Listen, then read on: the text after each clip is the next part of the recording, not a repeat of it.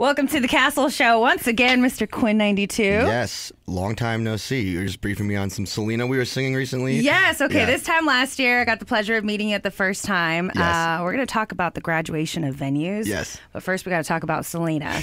I taught you how to sing Como la Flor. Do you remember any of that? No. Okay. All I remember is the something to like the Me diste tú. Me diste tú. Yes, that's all I remember. But You gave me. yes, That's what that means. Okay. You know what's bad? I'll even admit I didn't really brush up on her music like I should have once you schooled me on her. But I know you're probably gonna hate me for that, but I'm not going to hate you. It's okay. You're from Michigan. I didn't grow up listening to Selena. Yeah. I don't know if you could tell. It's understandable, but Yeah. let's talk about the graduation of venues. Let's see. You went from the Van Buren, and now you're here in Arizona performing at Comerica Theater. Yeah. Your life has been literally a nonstop tour. Yeah, really. I mean, honestly, it has. I feel like the last time we spoke, I haven't really taken many breaks from shows. No. But it's been really cool because I get to come back here and do venues like Comerica, like you said tonight, and really be able to see that gradual increase of like shows getting bigger is really humbling. It's very, very cool. But I could use a break for sure. I'm getting married actually next month, so I'm gonna take a break. I remember you had just got engaged this time last year. Yep. I know. What? So that's crazy. Yeah, this is like full circle. Yeah. So are you taking a break, obviously for the wedding, and then is it back on tour, or is it like this is the end of the tour, the grand finale is the wedding, basically? Basically, yeah. Okay, awesome. Basically this month is the end of is the rest of the tour, and then in May is the wedding, and so once May hits, I'm gonna like take a break and go back to Michigan, and kind of just. I'm like, assuming chill. you guys are writing your own vows. We're not. What? Yeah. Well, we haven't decided yet, actually, and we probably should. But we're doing this thing where because there's pre-written vows and the traditional. Yeah. So I don't know. I just feel like I would. And it's funny because you would think I could come up with something. I know. Write I was assuming. but I'm right actually now. getting a little nervous. I don't know what I would say. Yeah. So I don't know. So it's like I'm expected to make Yeah, the most you're right, amazing right. vows Yeah, right now. Yeah, this is like too a much short pressure. story or something. Yeah. But I don't want to. I don't know. I do like the traditional stuff where because I've been to weddings where it's sweet and simple, but it's still sentimental. So. Maybe I'll have a different. Maybe I'll see you next time and I'll tell you. Right, the custom update. vows. Hey, Yeah. you made it this far. That's all that matters too. Yeah. Let's talk about the graduation of album work. All right, Yeah. from your EP, Change of Scenery, to The Story of Us, and now From Michigan with Love. Yeah. How has that growth felt for you? Like within the last couple of years, your venues are getting bigger, the fan base is getting bigger. Yeah. You're booking festival shows. Like Yeah. It's crazy. It's really crazy. It's just, I think in general, I think I'm just getting more mature with my music, and I'm figuring out what kind of artist I want to be and stuff. And I'm still learning that, obviously, but it's cool to, like I said, just to get to see it in person. Because I always kind of say, like, you can see social media numbers grow, and that's great. But, like, when you can really watch it in person, and if you do a lot of shows, you get to gradually see more, like the crowds get bigger. Yeah, so the translations, for me, that resonates with my brain more because it's just, I need to like see it in person rather than just see a number increase. And so it's becoming real for me now. I'm finally kind of getting a sense of how big this is actually turning into. So it's very, very cool. But and you're talking about, your album's becoming more mature and you're writing more and like specifically, there's a couple of songs that stood out to me on this latest album. Tough. You're just calling them all out. Yeah, it's funny. I that song's inspired from like when I moved to LA. I got like a gym membership at Equinox. Not at Equinox. Yeah, Kanye told you not. First of all, yeah, I know I should listen to Kanye. First of all, the monthly rate there is absolutely insane. So I was like, I can't. What is it? It's like nearly $200. What? What do you get? Is there a sauna? You're supposed to get a 6-pack, but I went there and didn't really take advantage of it. But I went there, and the song is inspired by like seeing these guys working out near me, and like these absolute monster of people. Like everyone there is also like the most attractive person in the world. So I was like, I'd be too intimidated. Yeah, I was like, I got to figure this out. And then eventually I just got too intimidated and left. But when I was at the gym, I just was thinking to myself, like, I wonder like what these people are like mentally, like do they have emotion, like because they're so like physically like.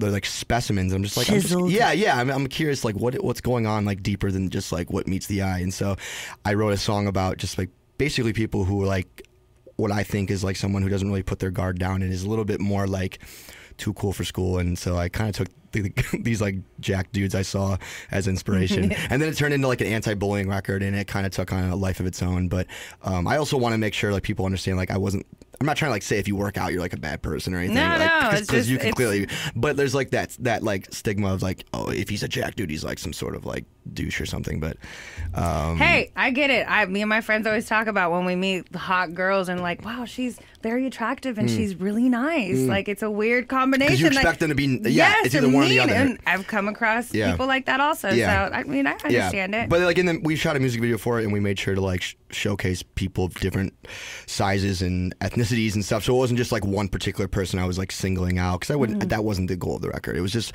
more so to talk about somebody who was, you know, had their guard up 24/7 and couldn't really get vulnerable with other like friends and stuff. Do you ever feel like you have your guard down too much? I'm like, wait, I'm way too like nonchalant. No, I mean, I don't know. That's a really good question, actually. I don't think so. Because I feel like I have it down too much. That's I'm good, like, though. Wait, I should probably care about that. Damn it. Well, I guess if to the point where if it's like becoming destructive in a way, like if you don't care about anything, then that's whatever. But it's good to have your guard on, I think, most of the time. Like, just be who you are. Yeah. There's another song. I chose 3 matches. Yeah. There's a line in there about burning bridges. Yeah. Talk about that. So that song, Matches, I wrote it with Cautious Clay, who's an amazing artist. Yes. And it's about really, the song itself is about being self-destructive and like doing things you know aren't good for you, but for some reason you just keep going back to them. So whether that's like being in a relationship with someone you know isn't treating you well, whether that's dealing with a drinking problem, whether that's, you know, being in a friend group that you know you're not going to get the most out of, but for some reason you keep going back to them. It's really however the listener wanted to interpret it. And for me, like that line, like I said, bridges always burn. I just feel like when I was going through a lot of those experiences, I ended up having to cut ties with people because it was just like the necessary thing to do. Because I found myself like and getting, it's so hard though. Yeah. You feel kind of selfish. And you don't, because it's scary because you don't want to be left alone. You don't want to kind of be like on this island because you were very like you want to be prideful, but you also want to have people in your corner. And so trusting your intuition is tough, I think, wherever you are in your life. And so for me, that song was about kind of getting through like college and stuff and cycling through whether it was like a girlfriend or a friend group or whatever, and just weeding out the people I thought I didn't need in my life. And yeah, so. What about like industry wise? Because I feel like even coming in, they preach to you not to burn your bridges. Yeah. I'm trying. I think I'm good at that so far, because I think you're right. It's like you want to make a good impact on everybody. You don't know who's gonna be somebody in the next year. So and you just want to be nice in general. I think that's really the goal. And for me, yeah, I don't know. I don't really.